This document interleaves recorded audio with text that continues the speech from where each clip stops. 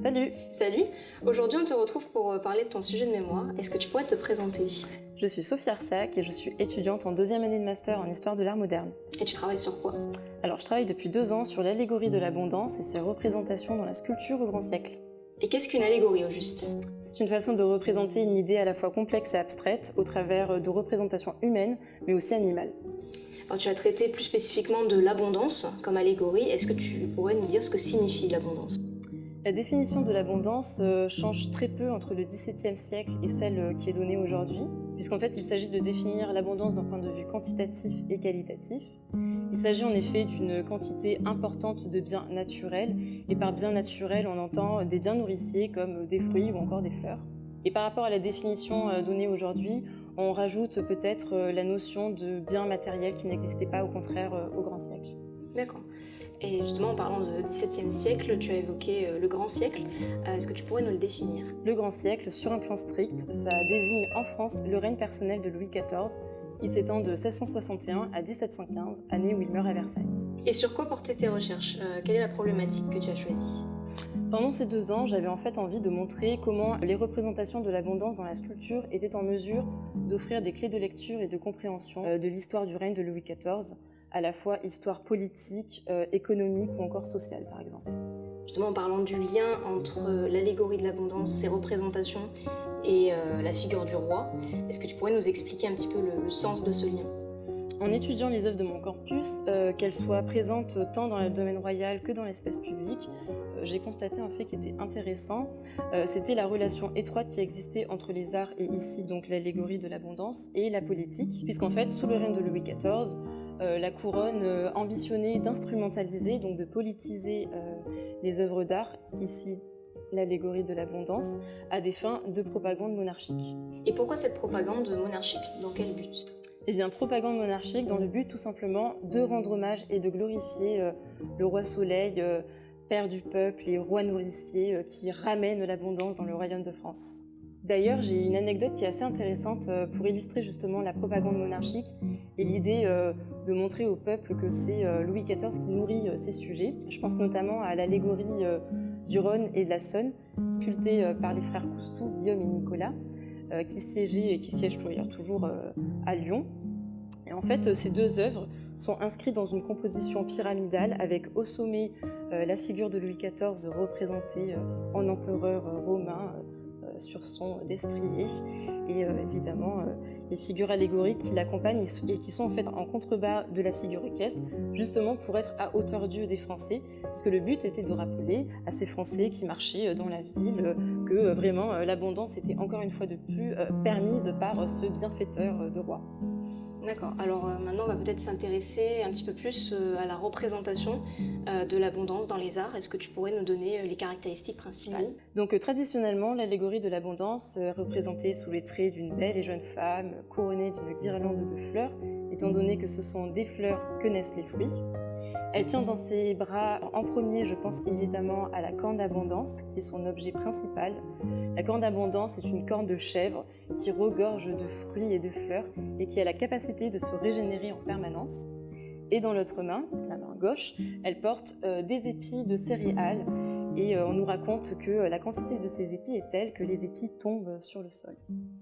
Et à côté de cette abondance dite terrestre, il existe une abondance que l'on nomme abondance maritime, qui est représentée non pas avec une corne d'abondance, mais avec un gouvernail afin de préciser le contrôle et la maîtrise des eaux.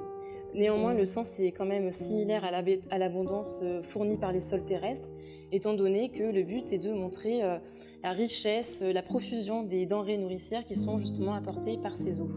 Et concernant les artistes maintenant, quels sont ceux que tu as pu étudier plus particulièrement au cours de tes recherches? Alors les artistes que j'ai étudiés sont des artistes officiels, c'est-à-dire des artistes académiciens qui sont membres de l'Académie royale de peinture et de sculpture. Et à ce titre, ils sont considérés comme étant l'élite des artistes français. Les artistes que j'ai pu étudier ont déjà tous œuvré sur les chantiers royaux, que sont Versailles ou encore plus tard, à la fin du siècle, Marly-le-Roi. Pour donner quelques exemples, je pense notamment à Antoine Coiseveau, sculpteur originaire de Lyon, qui est connu pour avoir sculpté notamment les allégories fluviales qui scandent les margelles du parterre d'eau des jardins de Versailles, aux côtés notamment de Thomas Renaudin, Jean-Baptiste Tuby ou encore Étienne Lecombre. J'ai aussi pu étudier des œuvres des frères Coustou, qui se prénomment Nicolas et Guillaume, et qui sont d'ailleurs les neveux d'Antoine Coiseauveau.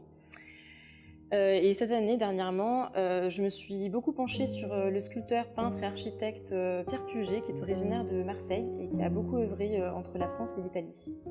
Parmi ces artistes, on peut imaginer que certains ont pris peut-être des libertés par rapport aux représentations traditionnelles de l'abondance. Est-ce qu'il y a donc des différences essentielles ou du moins des variations dans la représentation de l'abondance ? Effectivement, les sculpteurs, bien qu'ils aient été membres de l'Académie et donc supposés obéir à certaines règles, ils ont néanmoins pris quelques libertés dans l'exécution des figures. Je pense notamment à l'ajout ou au retrait de certains attributs. Par exemple, on a tendance à représenter, comme je l'ai dit, l'abondance avec une corne d'abondance. Et bien parfois, des sculpteurs ont omis de représenter la corne pour la remplacer, par exemple, par d'autres contenants, tels qu'un panier, une corbeille ou encore un vase, regorgeant néanmoins de fleurs et de fruits. Et à côté, certains sculpteurs encore ont carrément décidé de ne pas représenter de contenants, se contentant simplement de représenter la figure allégorique entourée de fruits et de fleurs éparpillés sur le sol. Alors maintenant, on va peut-être se pencher un petit peu plus sur la façon dont tu as réalisé ton mémoire, dont tu l'as pensé. Déjà, pourquoi avoir choisi ce sujet ? Ce sujet m'a été confié par Madame Sartre et je la remercie parce que j'ai pris énormément de plaisir à le traiter. Au-delà de ça, j'avais toujours eu envie de traiter d'un sujet portant sur l'art moderne, dans la mesure où, sur les 4 périodes qui nous ont été enseignées, cette période est celle qui me plaît le plus, tant d'un point de vue intellectuel qu'esthétique. Et à côté de ça, j'avais aussi beaucoup envie de traiter de la sculpture. C'est un médium qui me plaît énormément. Je me suis aussi rendu compte au cours de mes années d'études, mais aussi en travaillant sur mon mémoire, j'ai pu constater que beaucoup de littérature scientifique a été consacrée à l'étude et à l'analyse de la peinture par rapport à celle consacrée à la sculpture. Et j'avais donc pour ambition, en traitant d'un sujet portant sur la sculpture, de redonner finalement à cette discipline ses lettres de noblesse. Et donc au-delà de la valorisation de la sculpture par rapport à la peinture, est-ce qu'il y a un autre angle d'approche que tu as privilégié pour ton mémoire ? L'angle d'approche que j'ai privilégié est forcément l'histoire, étant donné que mon sujet est historique. Et d'ailleurs, j'ai beaucoup aimé que mes recherches oscillent finalement entre ces deux disciplines, tout en faisant en sorte quand même que l'histoire de l'art reste au cœur de mon sujet et conserve toute son autonomie, puisque je trouve quand même que l'histoire de l'art est considérée à tort comme une sous-branche de l'histoire. Et je voulais vraiment montrer que l'analyse des images sous le règne de Louis XIV était en mesure d'offrir un témoignage d'événements historiques, économiques, sociaux, politiques du règne de Louis XIV. Et parmi les œuvres que tu as pu étudier, est-ce qu'il y en a une en particulier qui t'a marqué ? Question complexe, je dirais qu'il n'y a pas une œuvre en particulier que j'ai appréciée, étant donné que toutes les œuvres que j'ai pu étudier reflètent une certaine harmonie et cohérence de lecture.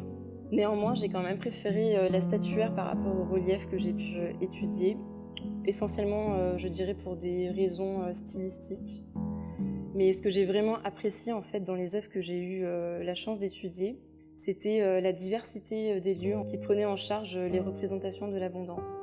Lieux multiples et variés, et que je n'aurais en aucun cas soupçonné, même encore cette année. Merci Sophie pour cet entretien, c'était vraiment passionnant tout ce que tu as pu nous dire sur ton sujet de mémoire et la façon dont tu l'as abordé. Merci à toi de m'avoir écoutée.